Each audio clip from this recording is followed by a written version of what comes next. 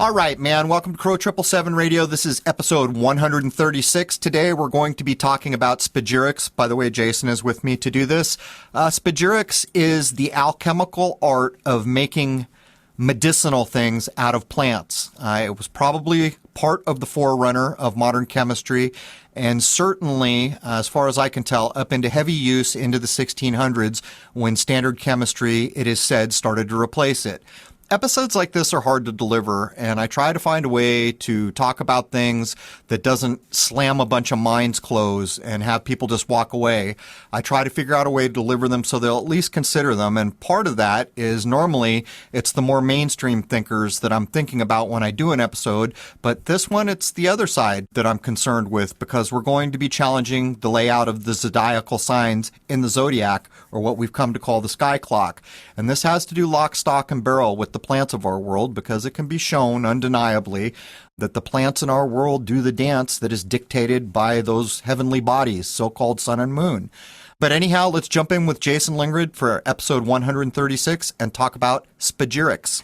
All right, man. Welcome to Crow 777 Radio. This is the podcast, episode 136. I have Jason Lingren with me, and we're going to talk about Spagyrics, which is the alchemy of the plant kingdom.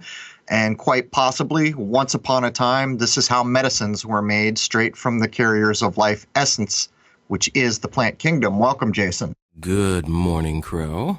How goes it? Well, I've had just about enough of this yo-yoing weather. Louisiana's supposed to be warm.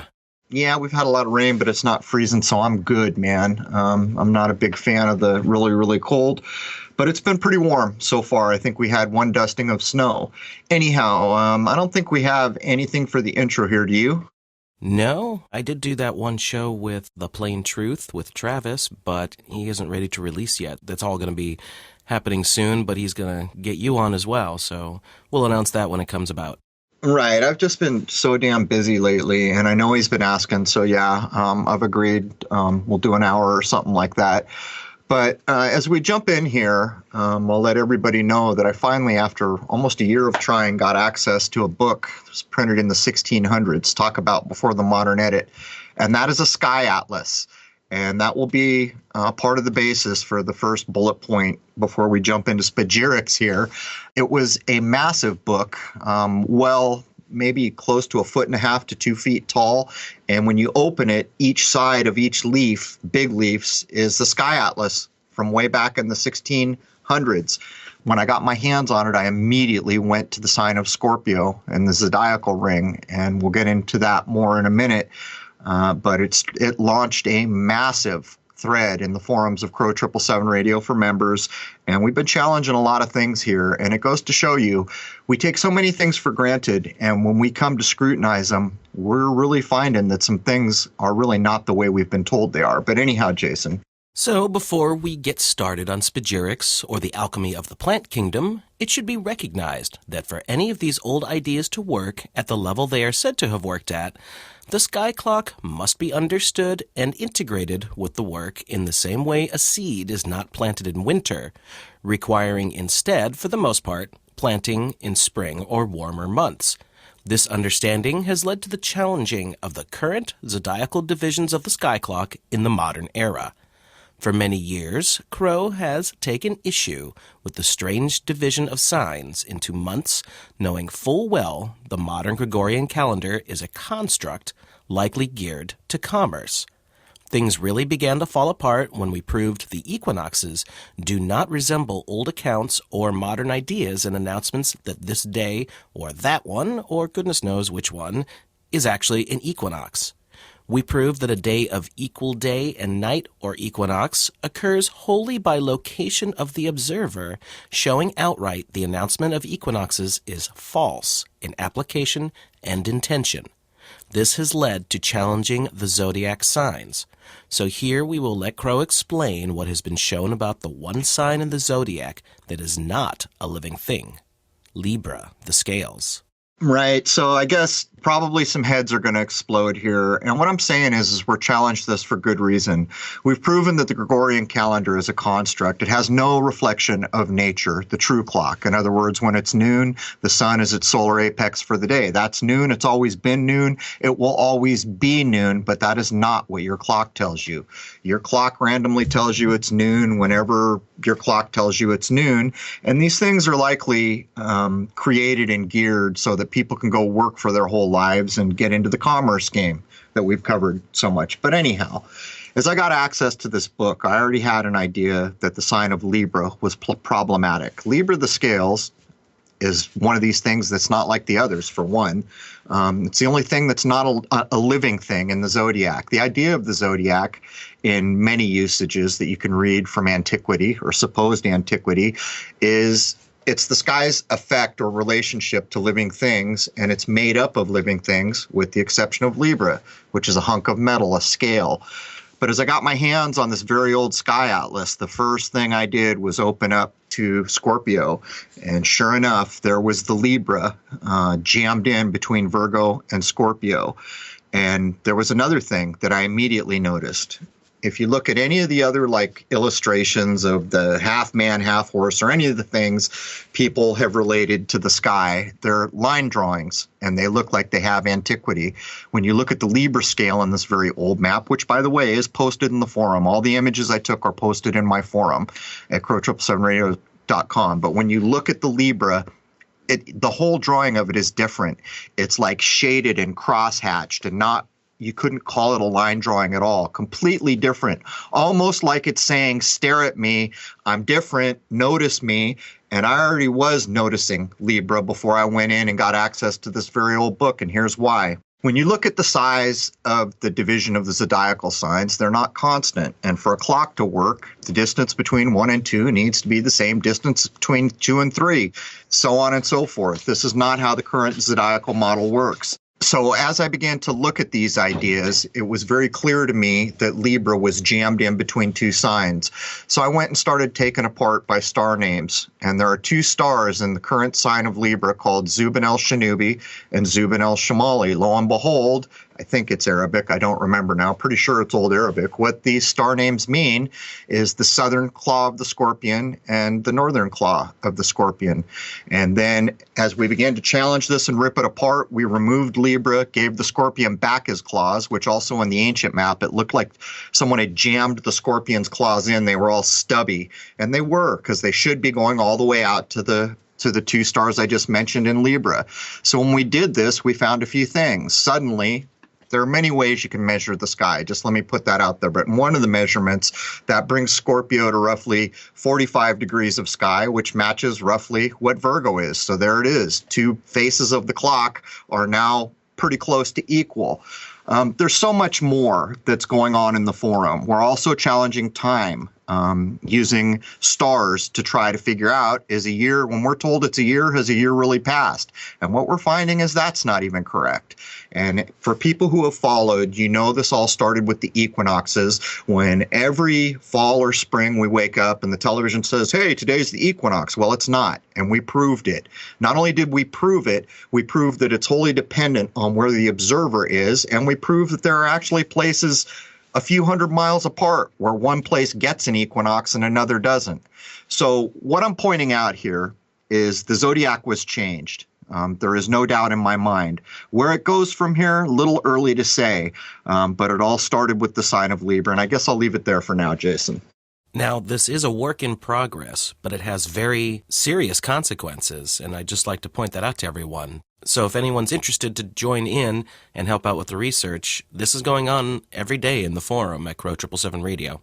Right. There's a lot of very, very bright people. We've got engineers. We've got retired people who had professional degrees, some very sharp minds in there tackling all these things. And I think it's an hour or two will begin to show that a second appears to be zero point 0.3 respectively off, which accumulates to something like over a day in a year and 100 days in 100 years or something like that, but we'll get there. Anyone who wants to take part can come get into the forum for members over at Crow 777 Radio. It's fascinating. Images from these very old sky atlases are posted. All the reasoning and research is posted in maybe one of the longest threads we've ever had there. It's all very interesting. But anyhow, now let's get into Spagyrics, or the alchemy of the plant kingdom. I believe we're going to open up with a quote from Paracelsus.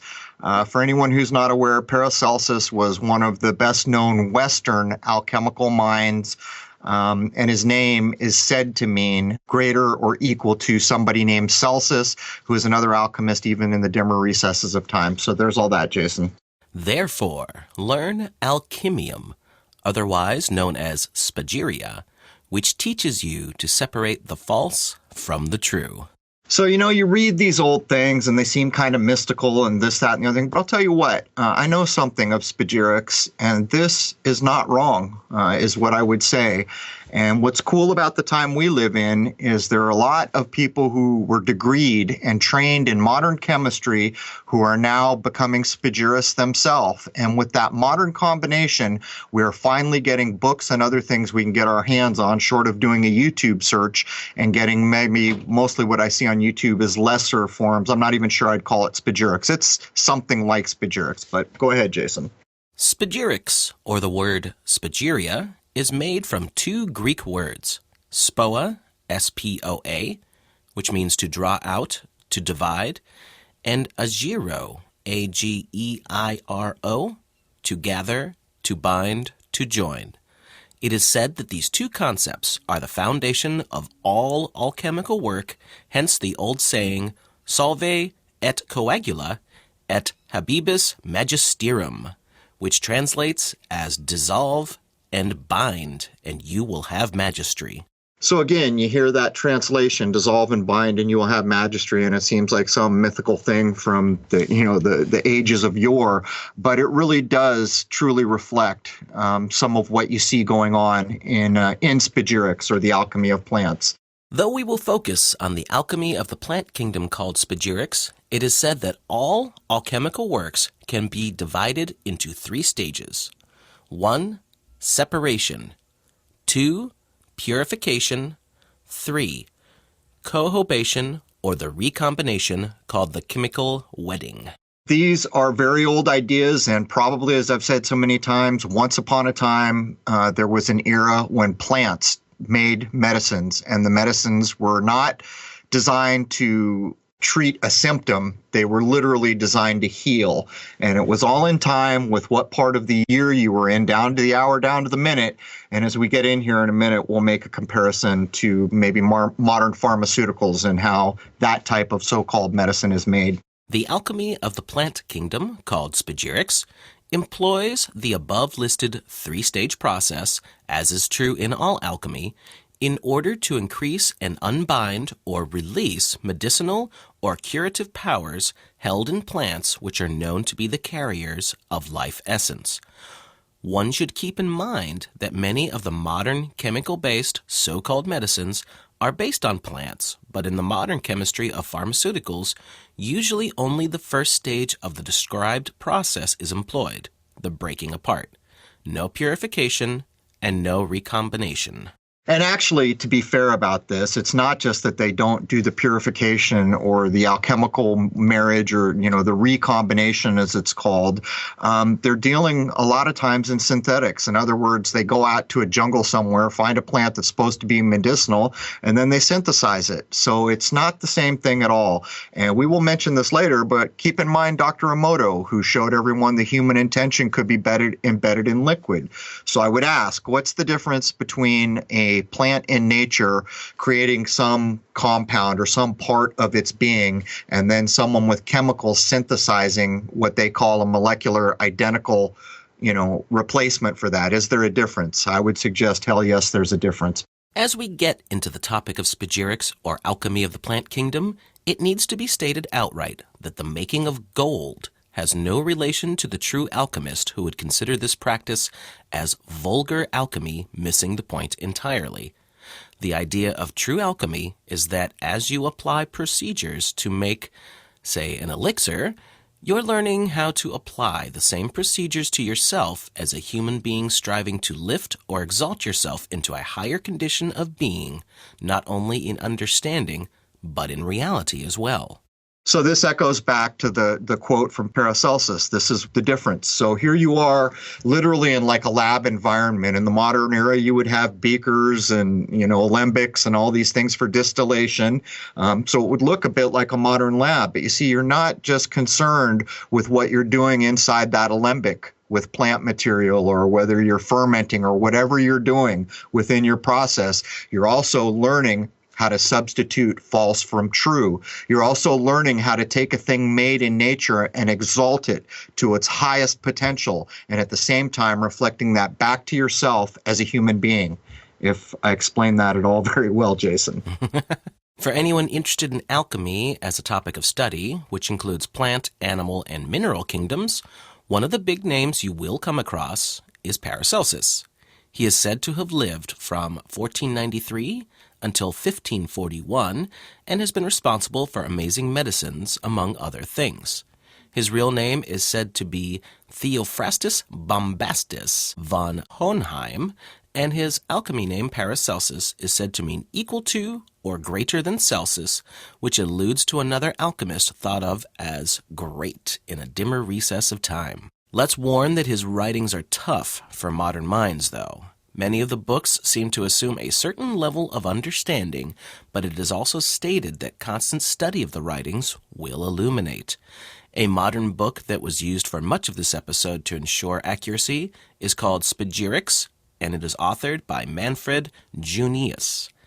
It is an eye-opener, to say the least, and easy for modern minds to understand. This book even takes the time to show modern chemistry ideas and lab equipment as they can be used in the spagyric processes. So again, the book that I guess I'm recommending here that I used to validate as my third source is probably the best source that I had. Is called Spagyrics. The author is called Manfred Junius, and anyone listening is probably figuring out that that's an assumed name. I guess there's something with alchemists when they get to a certain level, they go give themselves a Latin-based name because that's pretty much what we see. Main point here is this book is mind-bogglingly good. Anyone would be blown away. One of the first steps in Spagyrics is called, God, I can't think of it. It's basically the cremation of the plant matter. So you're burning a thing down to dust, and you'd be thinking that's carbon now or whatever modern science has taught you, but that's not the case at all. And it's laid out and the processes are shown and it's all described very well. So if anyone's interested in this, that would be the place to start for my part. Spagyrics is said to be a hermetic art, and it can be shown that many parts of the world used the spagyric method of medicinal preparation. China, India, and Egypt are to have all made important contributions to the plant-based art. It is also said that there are many close parallels in Indian and Chinese practices. Spagyric practices also traveled from the Muslim world into India and are stated to be based back to Old Greek arts. In short, from most of the research that I've done, it's not easy to nail down. But as far as I can tell, from the Arab nations or the Muslim world, alchemy that was much older than that even by then, apparently made it into Spain and then into the Spanish universities. I think that's probably the likely way that it came to the West. But I'll say right now, in the second hour, we're going to show that there are actually labs doing this now, and one of them's in the United States. I think a couple of them are in Germany that are actually making medicinal things from spagyrics, and we'll give the information on how those can be found. Today, most of what is known about spagyrics comes to us from Egypt, where it is claimed to be part of the Hermetic tradition that was practiced there by royalty and priests. It is said to have been against the law for these arts to be written down or taught to the public at large, and that all transmission of this medicinal art was mouth to ear. This, once again, sounds like mystery school stuff, doesn't it? Exactly. It sounds like that the people who had power were hiding this art, whether there was a good reason to do so or not. I can't be the judge of that. Certainly, there are some bits of knowledge in this world that probably shouldn't be handed out to everybody randomly, but It's not hard to imagine that this bullet point is true if you read Paracelsus. He's not giving away anything for free. There's a lot of riddles and hints and all kinds of things going on, even to the point where it is stated in one of the main Paracelsus books that an alchemist is even not shown where the trail begins. They have to find that on their own. So there's all that. Western alchemy in general is said to have come to the West from Arabs, who transmitted theoretical and practical alchemy into Europe, where it was then merged with Christianity. Some sources cite the path of alchemy to the West as coming from Arabia into the universities of Spain. Right. Here's where a lot of heads will explode. We've shown endlessly how much of the sky clock and other things is encoded into biblical scripture from the Western world or Christianity. And this research that we did backed it again, showing that when alchemy finally did make it into Europe, through Spain most likely, as far as I can tell, it was immediately merged into Christianity and then slowly replaced by Christianity ideas and by chemistry. Chemistry leaning to a hyper-materialism when compared to alchemical procedures. By the way, if I recall correctly, that is the same path that the number 0 took. Yeah, exactly. I'd forgotten, but right as you were starting to say it, I recalled exactly. One of these things is just like the other. There is a marked difference between spagyric and non-spagyric plant medicines and remedies. Non-spagyric decoctions, tinctures, and infusions use, partly, the medicinal elements of the plant they were derived from. A true spagyric process is said to open the plant by means of its own process, which derives much stronger medicinal or curative powers. Paracelsus is quoted as having said in his book Prerunner, "The third foundation upon which medicine rests is alchemy. If a physician does not have good ability and experience in it, his art is in vain." If this is true, this would make one wonder about the current state of modern medicine and drugs, which have been made devoid of any natural concern.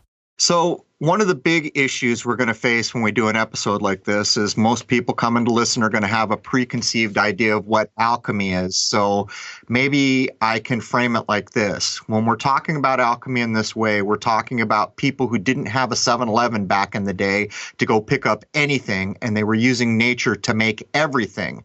And what the claim is here is that certain people who are alchemists, called Spagyrics, took plant matter and made amazing medicines that were wholly natural. And you can see by some of the language here, it's said to open the plant by means of its own process, which derives a much stronger medicinal curative powers. And this is wholly, I guess in the modern age, we'd call it natural, organic, all of that.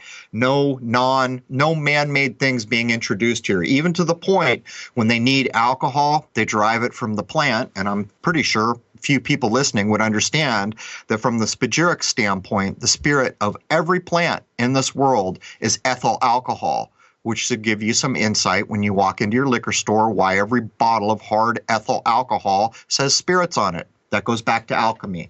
In the book Spagyrics, a clever observation is made to demonstrate that analysis can never lead to complete perception. The observation is meant to show that spagyric methods can reach a higher level of effect and mastery by understanding a whole of nature and not just parts of a given thing. In the observation, it is shown that modern science has never been able to uncover the secrets of the violin makers from Cremona. The achievements of violin makers like Stradivari and Guarneri del Gesù are unattainable in the modern era due to science employing examination of the parts, like varnish or soundboard, etc., but not the whole. This correlates to science using the solvent idea, but ignoring the coagula, which is demonstrated in spagyric methods. The assertion of this observation is that the master violin makers understood and employed natural ideas about sound and instruments made from natural materials as a whole, but what is more, this mastery encompasses a knowing that cannot be analyzed piecemeal and without total understanding. Hence, it is not possible to make violins of the highest known quality without this understanding which is held in old alchemical principles. To me, this is a huge proof. You read about these things, and while I do have some experience with Spagyrics, I'm by no means a master. So you're always looking for ways to validate it. And to me, this is kind of proof in the pudding. Here we are in the modern era with all this technology we can bring to bear, and yet no one can make a violin up to the quality of, say, Stradivarius. And it's known and it's admitted. Well, why is that? Well, this is the whole idea about the mastery of looking at nature as a whole and understanding something that can't quite be examined or described. I think that's what we're talking about here. And so when you consider how much better an old Stradivarius is than the best made violin of the day, now consider what the medicine from a similar process might have been.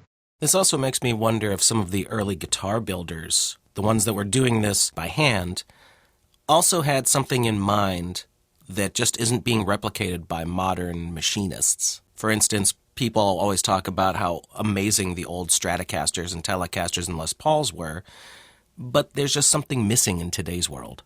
Right. I don't think there's any doubt. As a matter of fact, Jason, we both play guitars. It's cited over and over how great, what's that, the band song they pulled into Nazareth? What's the guitar shop there in Nazareth? I can't think of it. Is it Martin? Nazareth, I think it's Pennsylvania is Martin Guitars. Mm-hmm. Right. So when the band is saying, I pulled into Nazareth, they're not talking about the Holy Land. They're talking about going to Martin Guitars, who is regularly cited over and over, along with old Gibsons and other makers, as Jason mentioned, that there was a certain way the inside of an acoustic guitar was framed, and it went up to the modern era. Now in the modern era, we're starting to see more people figure out more way to frames, but Jason's point is valid. If we go back in time, why is it that this super old guitar is so valued for its sound? What's going on there? How come we can't just use a computer and all the things we have at our disposal and scan it with a laser and do all these other things and replicate it? Well, there's a reason, and that's what this is all about. Well, to be perfectly honest why I brought that up, I have a very old Les Paul that's probably from the late 50s. I got it from a luthier and had it rebuilt because it was stripped out and pretty jacked over. But right now, that is the nicest playing guitar I have ever picked up and ever plugged in. And I've compared it to very expensive guitars in my local mega guitar store, and mine wins every time. I used to be really into mandolins, and the ones I really liked were too expensive. I could never afford them, like the F-bodies and the other ones with the beautiful scrolling. But I noticed something big time. They sell all these mandolins that are in an affordable range, and they're kind of like just mass produced. But these other ones are handmade that are so expensive. And if you play one next to the other, you can absolutely hear the difference between a craftsman who handmade an F-style mandolin or something like that, and these other mandolins that are just being pumped out one after the other. There's an absolute difference. And that points to the mastery of the craftsman, doesn't it? Absolutely. To continue with what my guitar is, not only was it built probably by hand way back in the 50s, it was put back together and repaired and all of the things that needed to go into it by one man who really knew his art. So there's definitely something to all of this. There's a reason, someone who works on a guitar has a special name. It's called a luthier. This was true of nearly any craftsman position you could hold coming through time. There was a special designation for it. The idea there being is that this group of people will eventually or currently have masters of the craft. And that's basically what we're talking about here. Masters of holistic natural ideas. In other words, not using anything in this world that nature isn't handing them, which is a bit of an oxymoron because I suppose it could be argued that every synthetic chemical originates somehow with nature. But I think you understand my point. As is true of all alchemical methods, Spagyrics adheres to the three philosophical principles known to be essential carriers of medicinal or curative powers. Mercury, sulfur, and salt are considered the three essentials, but should not be confused with like terms used in modern chemistry. Spagyrics employs time-honored methods by which these elements of a plant are separated, purified, and then recombined, and in doing so, in the same way violin makers once achieved a level of perfection that is unknown today, the medical alchemist was said to achieve a like idea with medicines derived from natural plants, a process of alchemy called Spagyrics. Once again, we should point out that modern drug makers using chemistry usually employ the separation or solvase step, very rarely employing the other two philosophical principles of purification and then recombining or chemical wetting. And for the last time, there's a far cry from taking a natural plant and deriving something from it and then using chemicals to synthesize it in a lab, at least from my point of view, Jason. It should be noted that modern spagyric practitioners credit modern chemistry with a host of science-based abilities synonymous with the modern era. Being able to weigh or identify very specific amounts is a good example, as is the improvement in laboratory gear, like glassware of a dizzying variety, that is very useful to the modern chemist or spagyric student. You will also find that many modern authors writing about spagyrics are well versed in modern chemistry, even holding degrees in some cases. During the research for this episode, Crow found an assertion by a modern practitioner that chemistry will hit a wall at some point, which will require a modern chemist to begin to recognize the value of older alchemical ideas in order to further the field of modern chemistry. There are even hints that this is already starting to happen. The idea of transmutation is one good example. This now a word used in modern chemistry, though there are accounts of a time when this word was taboo, and so the idea that it conveys. So the tail end of this is basically talking about the word transmutation, which most people would probably associate with alchemy anyhow. I use it in all my episode images to make the assertion that right now the world mind is being transmuted into fantasy by the misuse of alchemical ideas, not for the betterment of people. But the idea of transmutation here, and this is tough. I researched this hard, but it appears that not too long ago, believe me, it's getting harder to use the internet in any way that matters. So if you're not holding the book that will help, you're doing the best you can. Possibly not too many decades ago, the idea of transmutation in chemistry was pretty much taboo or unacceptable on some level, where now the word is actually used. And we'll get into that in a little bit. I'm really starting to wonder at this point if Google is making individual profiles on people using its search engine, because I can jump over to another one and get such drastic results at this point. I'm really getting very suspicious about all of this. Well, of course it is. That's the goal, isn't it? To have data on everybody, and it doesn't require people anymore. I was just watching a show where a lawyer came out of law school and he realized all this work I'm doing, I could automate it with a computer. And so as he began to do that in his new employment, he realized that his billable hours were going down drastically because he'd automated so much of what they did, and it was indistinguishable from what a human being did. This is a law. Legal documents we're talking about here. So this guy bails and starts his own company, showing outright that we're doing this with, artificial intelligence. So don't be fooled for a second. I do the same thing, Jason. I'll jump over to DuckDuckGo, and while it's not quite as an efficient or good a search engine, it does provide a huge array of things that Google ain't giving back. And this is a prime example, trying to track the word transmutation through chemistry, maybe in the early 30s. Not an easy thing to do online anymore. Modern science and chemistry accepts three kinds of nuclear manipulation or change: fission, fusion, and transmutation. According to mainstream accounts, those three ideas could be defined as follows. Fission would be the same as splitting, where one nuclei is split into two. Fusion is opposite in a way, as two or more nuclei are joined together, which is said to result in a heavier nucleus. Transmutation would mean transformation, and it is easy to find the use of the word transformation more usually used in chemistry than transmutation, with all likelihood. Science view transmutation as having to do with the disintegrating of a radioactive element.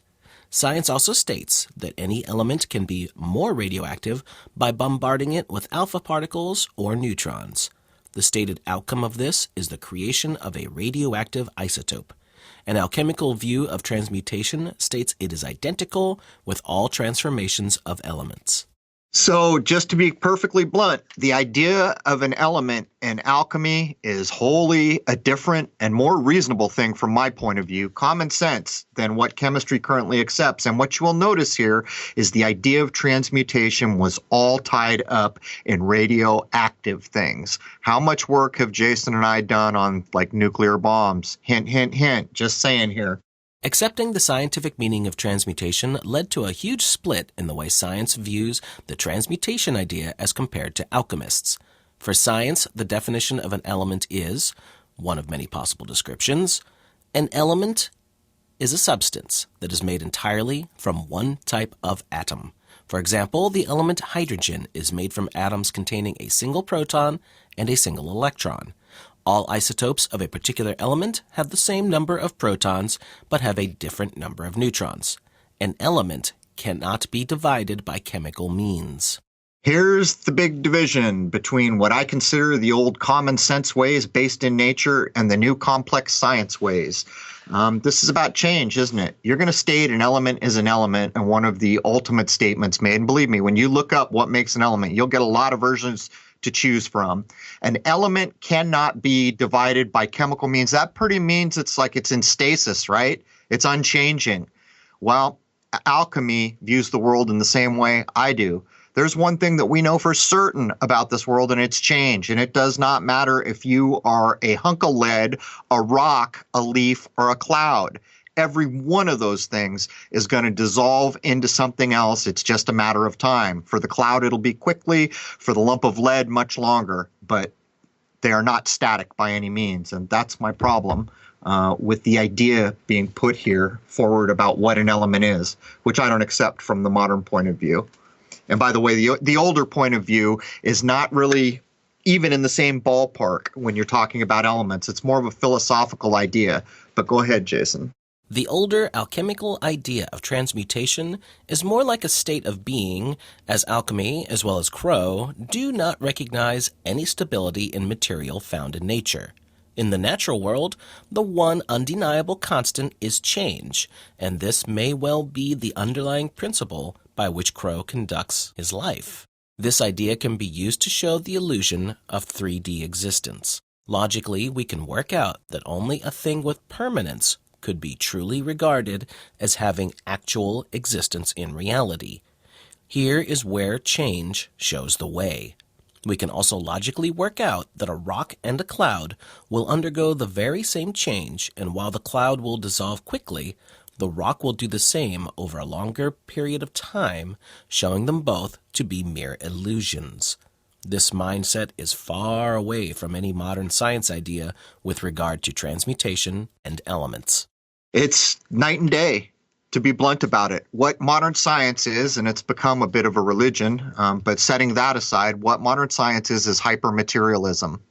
And in that hypermaterialism, there's this idea of elements which are basically static, unchanging, that kind of idea. And that flies in the face of what I can observe in the real world. And as I began to grow up and look at other methods, I found that alchemy, Spagyrics, many other types of natural science rightly showed that we go out and we see a tree, and from our point of view, it appears to be real, but we can logically work out that tree is an illusion because it has no permanence. I'll leave it there for now.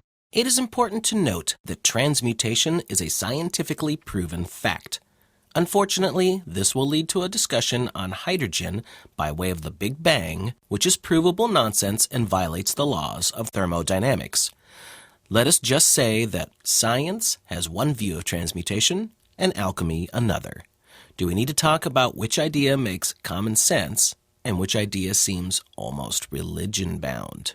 Maybe we can just take a moment to agree to disagree and possibly consider that there might be a better way than is currently commonly accepted. And by the way, that better way was one time the main game in town.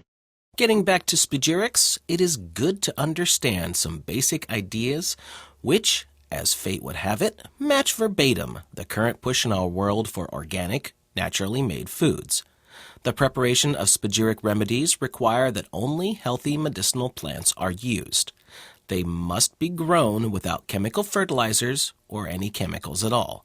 It is best if fresh spring water is used in the growing of said plants. Lastly, a true spagyricist will understand what aspects of nature relate to what plant, which in the modern era means understanding the sky clock. In Hour 2, we will break down the classification of some plants and their so-called rulers. It is also important to know which day hour, and season to harvest and process these medicinal plants. This is more than just a chemistry procedure tuned to nature. It is a philosophy as well, holding the idea that only a human being has the ability to refine elements of nature in this way to include exalting the produced remedy to levels beyond mere chemistry, for lack of a better term. So here's where we lose a lot of people because they say, oh, this is astrological nonsense. So I again and again point over, first of all, the Zodiac is not Hokum. It's probably jacked up, and we're challenging that now, but it's how we place the sun. The sun is what gives us the seasons, and this idea taken to absurd levels just to prove the point was made in the beginning. Does a farmer plant his seed in December? No, he doesn't. Won't grow. That's wintertime. He needs to wait for spring. What tells him it's spring? The sky clock tells him it's spring. That's an absurd arrangement of ideas to make very plain the idea being expressed here. But people need to open their minds a little and understand that the only real clock we have is above our heads, the sun and the moon and all those stars. That's the ultimate arbiter of time here. And there is not a plant in this world that is not playing to the song being sung from those heavenly bodies or so-called heavenly bodies. And I would further point out that the sun in June is not the sun in December, and that when you go out in your garden this summer in the morning, that rosemary plant or that sunflower is doing a wholly different set of things in the first hour of light than it is doing at midday or the last hours of the day. And these are provable facts to make the point. So there's all that. There should be another point that should be very obvious to any regular listeners here, and that's that the weight epidemic that really kicked into high gear in the 80s, and definitely all the way up to today, is pretty much a direct result of just how much the food system is jacked up in Western culture. The way they produce things is so far from the natural way, and of course, it's going to have a direct effect on the human body. Yeah, a good example of that is how many times have you heard somebody say, I'm eating too many empty calories? What the hell is an empty calorie? Does nature provide empty calories? Maybe I should research before I ask that question. Now that I'm thinking about it, maybe there is somewhere in nature, but I'm just pointing out that, yeah, so many of the foods we eat are a far cry from going out into the world and picking an orange, or even if you're a person who eats meat, hunting something and eating it. Far cry from those days. Well, I would think anything pre-20th century would be much more akin to the natural way to do things, people growing their own food and following the seasons and all that, than compared to the massive agriculture today, which is just, God only knows what they're doing to stuff. Well, we kind of do know what people like Monsanto are doing. They're spraying Roundup on everything, and they're whatever genetically modifying actually means, which we'll have to go at. But here's my point. An episode like we're doing now, if I'd have done this episode 3 or 4 years ago, a lot of minds would have closed. But you see, the time is right now. How many people out there are more concerned with getting organic foods that haven't been sprayed with chemicals? Well, that's why what we're talking about here matters, because this is the forerunner of the age when chemicals and synthetic things became the bane of existence. Back in the 20s, everybody wasn't watching their household dog get covered with cancer tumors and die, which is damn common these days, not to mention the number of human beings that get some form of cancer and die. Prior to like the 30s and the 20s, this was a whole different ballpark. And what's the difference? The difference, for the most part, is the amount of chemicals we're exposed to, the production of processed foods, and these things. So I would just point out, this episode is wholly in step with anyone who has any concern for eating natural or organic foods or these types of ideas. And of course, this ties directly in with the Gerson method you're always bringing up as well. That's a key point, Jason. So how many times have I stated that Gerson cured cancer? And they did it clinically, by the way, and then the laws were changed 3 months after they announced it. And right now, the guy who invented it, Max Gerson, was poisoned. Someone poisoned him, and his daughter took over. She has to run their clinic in Tijuana, south of San Diego, across the Mexican border, because she has the gall to treat cancer successfully with apple juice, carrot juice, lettuce. There's more to it than that, but my point here would be the Gerson method is recognizing that plants are the carriers of life essence, and they're putting it to good use, along with a very specific nutrition set, which brings every cell back to peak performance. But that is not even a spagyric process. And anyone who looks into this will see the difference. So the potential in Spagyrics, in my mind, is amazing. Who knows how amazing it could be? Hopefully we'll get a chance to see in the modern era, hopefully. According to acceptable accounts, alchemy and spagyrics were still in common, heavy use up into what we currently call the 17th century or the 1600s. It is stated that this is the time when materialism in science began to take over methods and the minds of the era.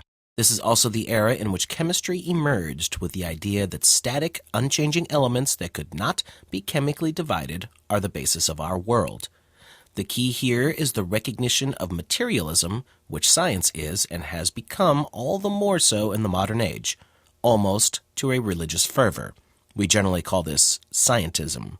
Okay, so I'm gonna put down a maybe here for anyone who is very learned in chemistry. I did the best I could here to vet this out. I'm not 100% sure that it was the 1600s when the unchanging elemental idea emerged. I'm not 100% sure about that. I had a hard time finding different sources saying different things, but certainly it was the 1600s when the common practice of alchemy or spagyrics or the natural sciences were beginning to be supplanted by ideas like chemistry, and for that matter, religion, which also co-opted many of these natural ideas. So there's all that, Jason. All is not lost for the modern mind interested in the spagyric methods. From the book Spagyrics by Manfred M. Junius, there are 3 recommendations for the modern seeker that exist up into the modern time, for now. The first is Soluna Laboratory, which still produces many spagyric remedies. It was founded in 1921 by Alexander von Bernus, which was once in Stuttgart, but is now located at Castle Donaumunster in Donauwörth. His book is called Alchemy und Heilkunst and is also recommended. The second is the Phoenix Laboratory in Bonndorf, which still follows the methods of Paracelsus. And the third is in Salt Lake City, Utah, and is called Paracelsus College, founded by Frater Albertus, also known as Dr. Albert Rydell.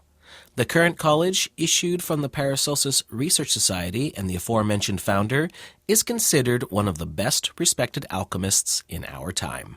So this gives me hope. There's people still to this day doing these things, holding up these methods, and there is a whole philosophical kind of idea behind this. In other words, like if you went out and met a craftsman who was wholly dedicated to his craft, you will sense there's almost a spiritual connection to doing the best he can. You know, you see this a lot in Japan from any person producing almost anything, how important it is for them to make it the best they can. And that's some of what's being kept alive here. And we should also state that there is no argument anywhere that alchemy is the prerunner to modern chemistry. But there it is. These are places that are still doing it. If people have an interest, they can actually have a place to look at or to go to. Have you directly looked into any of these institutions?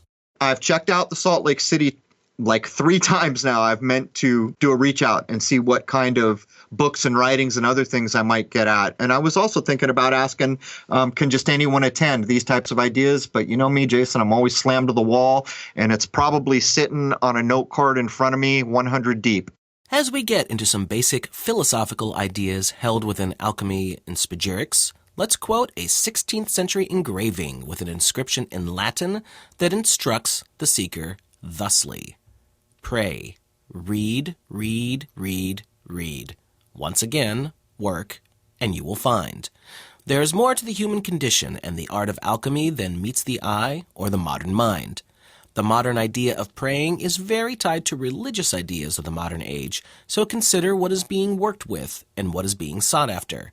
Let nature be your baseline. Let it stand as common sense. These are the types of ideas, if you start to read Paracelsus or any of the older things that we've mentioned here, these are the sorts of things that will be said. And there is no separating the spiritual intent of these individuals who are doing these natural practices from their craft, if you want to call it a craft, or whatever they're doing, the art of what they're doing. And there are still societies where we find this kind of almost spiritual connection to whatever it is they're doing, the weaver weaving, the bricklayer laying, anything, where you find that individual that is so dedicated to the art they are engaged in that there is an absolute spiritual connection. And this is the idea of that Stradivarius violin. There was a higher human aspect to produce an instrument like that, and we can't produce it right now. Well, why is that? I would suggest that what's being pointed out in this bullet point is exactly the reason why this is. And for the last point we'll be able to get to in hour 1, to an alchemical mind, the entirety of material in this world is due to the perfect interaction of the 3 philosophical principles of mercury, sulfur, and salt. Any of the existing things inside our world are also sometimes called mixta, or mixtures. All metal in this mindset is just a mixture, and for that matter, so is a plant. In short, these principles for the basis of every chemical element. Also a reminder that mercury, sulfur, and salt are not to be confused with modern terminology and chemistry that use these words. But in a way, that means something altogether different. Right. As we get into hour 2 here, we're going to absolutely break apart what these philosophical principles, namely mercury, sulfur, and salt, mean. And this is what we're talking about when chemistry comes at the idea of there's 120, however many supposed elements there. In the alchemical world, there's 4 elements, but it's not a thing. It's a philosophical idea that encompasses a certain aspect of nature. And in a way, you could almost imagine that was how the Stradivarius was made. It wasn't about the soundboard being carved perfectly this way or that way. It was the philosophical idea of how every part of the Stradivarius violin went together.